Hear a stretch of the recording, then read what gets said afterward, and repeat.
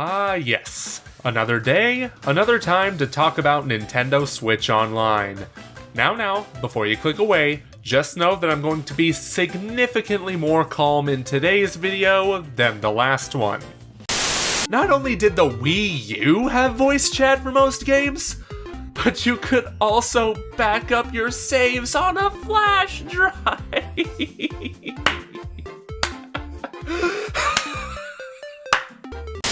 Anyway, hello everyone, and welcome to the Commonwealth Realm. I'm Joseph Ferris, and today we're going to be discussing a key feature of Nintendo Switch Online. Namely, the classic NES Library and what it could mean for the future of game preservation at Nintendo. Before we really dive deeper though, I need to mention that my current capture card has been on the fritz as of late, so I asked our friend Luis Alamia for some of his NES gameplay. Show him some love by visiting his channel along with watching his video about Switch Online. After this one, of course.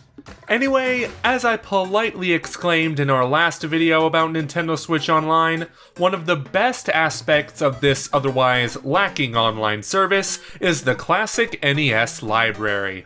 Ever since the Switch came out last year, I and many others have been wondering when we can finally play some classic games on the handheld home console hybrid. This desire led us to asking when Virtual Console would show up on the Nintendo Switch. I mean, it would be inevitable, right? Nintendo has included Virtual Console on every one of their systems since the Wii. It would only make sense that the Switch received the same service. Sure enough, it's kind of happening, just very, very, very slowly. Right now, the NES Library is not that great, filled mostly with sports and puzzle games, with the few gold exceptions being Super Mario Bros. 1 and 3 and The Legend of Zelda. Granted, that's just my opinion. I know a ton of people who are enjoying other games like Ice Climbers and Tecmo Bowl. We know we'll be getting other NES games throughout the rest of the year, such as Solomon's Key and Metroid. But on the downside, that means we know we won't see the addition of SNES games this year. No doubt, a bummer. Though, if Nintendo does plan on releasing more games from later consoles down the line, the first thing they need to do is fix their emulator. Playing NES games on the Switch is cool, don't get me wrong, but the more I play it, the more I realize how much work really needs to be done. Seriously, can we have the option to get rid of these button prompts on the bottom right? I already know how to access the menu, I don't need to be reminded 24/7. Can we also have the option to change the frames or remove them completely? Yes, I know that's my avatar on the top left. I know who I am, I don't need to be reminded. The lack of giving these players options while emulating these games is annoying. But what's even worse is not being able to remap the buttons, a feature that was on the Wii U Virtual Console. If you're playing these games with a Pro Controller or Joy-Cons, you're stuck with using the A and B buttons. I know myself and other people would rather use the Y and B buttons since the B button is more appropriate for jumping with this specific controller layout. It's always likely that Nintendo could incorporate button mapping in a later update, but something tells me that they probably won't do that for a while. Why is that? Simple. You create a problem, then you sell a solution.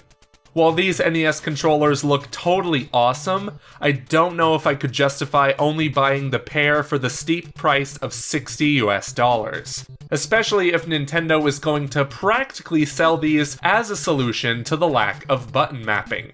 Granted, this is pure speculation from me, but you can't deny that this would be a good and especially scummy business move. Luckily for us, there is always 8-bit dough. You know what the funniest part is about these classic NES games though? It's no secret that Nintendo really hates hackers, which is why they decided to not include cloud saves in all the games in order to make it impossible for hackers to tamper with their and it's hacked. Though this doesn't really have anything to do with cloud saves, it's hilarious to see that the NES Library has already been tampered with not one day after the service launched. Do we condone these actions? Absolutely not, and we certainly won't be hacking our Switches at all, but it's very clear just how minimal effort was put into these NES emulators on Nintendo Switch. It's disappointing. All these points raise a rather concerning question. How much does Nintendo even care about preserving their software at this point? They shut down ROM websites like Emu Paradise, and Virtual Console is nowhere to be seen. In the past couple of years, we asked another frightening question. Namely, if Nintendo will be using their classic line of retro systems as a replacement for their Virtual Console. A scary question indeed, but it looks all the more likely as time goes on. And hell, functionality-wise, the NES Classic is better than the emulator on the Switch.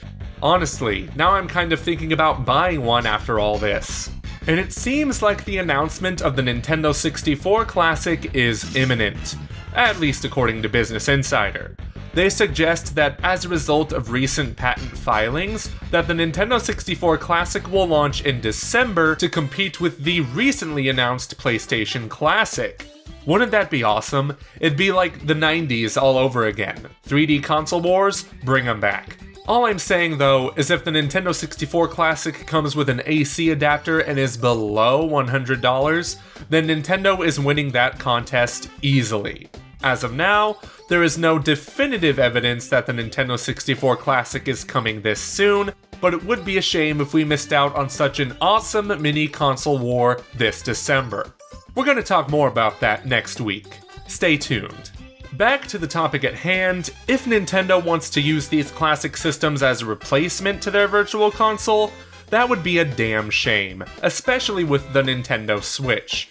Sure, Super Mario 64 is a cool game, but playing Super Mario 64 in portable mode would be something dreams are made of. And that's ultimately what would make this replacement kind of sad. Will I still buy a Nintendo 64 Classic? Oh, you bet your bum I will. But would I still desire to play these games on a portable HD screen whenever I wanted? For sure. In the end, it's far too soon to tell what the fate of classic games are for the Nintendo Switch and its online service. Is there a possibility Nintendo could bring Virtual Console onto the Switch? Maybe, but that would also detract from the sales of Switch Online. Currently not in their best interest, which is exactly why we hope they make additions to their classic game library that aren't just NES games. Obviously, SNES games would be next on the list, but what about Nintendo 64 and dare I say GameCube titles? Right now, that seems to be too much to ask for, even if the Wii and Wii U had Nintendo 64 games. At least we're getting a ton of Sega Genesis games this winter. Luckily, there seems to be hope as a result of a Switch Update 6.0 data mine. The console may support SNES-type controllers in the future. Now, why would they include that without the SNES games, Still, take these data mines with a grain of salt. Plans can always change. But look, we want the best for Nintendo Switch Online. Wishing this platform would fail does not do anyone any favors. But we'll say it again. There needs to be some serious improvement, even in the classic game department. If Nintendo wants us to fork over the $20 a year, they need to give us better reasons to do so. Hey, if you like Nintendo Switch Online and it fits your needs, that's great, and we totally respect that. But please don't act like it's a perfect service, because it isn't. Here's hoping Nintendo takes these criticisms to heart and makes the appropriate attempts to fix them.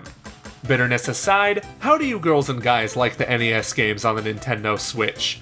And also, do you think the Nintendo 64 Classic will be revealed anytime soon? Sound off with your opinions in the comments section below, or feel free to tweet them to us at Common Realm. For now, if you liked this video, do us a solid and hit that thumbs up button. And if you're new, be sure to subscribe and click that notification bell to know when we upload another video regarding the Nintendo Switch and more gaming coverage. Which reminds me, we're making the strides to start covering PlayStation content on this channel slowly but surely. So please, check out our Game vs. Game episode of Marvel's Spider-Man vs. Spider-Man 2. We'd also like to thank our glorious patrons, including royal producer Kenyatta Ali. If you'd like to know more about how you could help us out in exchange for some awesome perks, such as our podcast and metal pins, be sure to visit patreon.com/commonrealm. But in the meantime, girls and guys, this has been the Commonwealth Realm, and we hope you enjoy the rest of your weekend.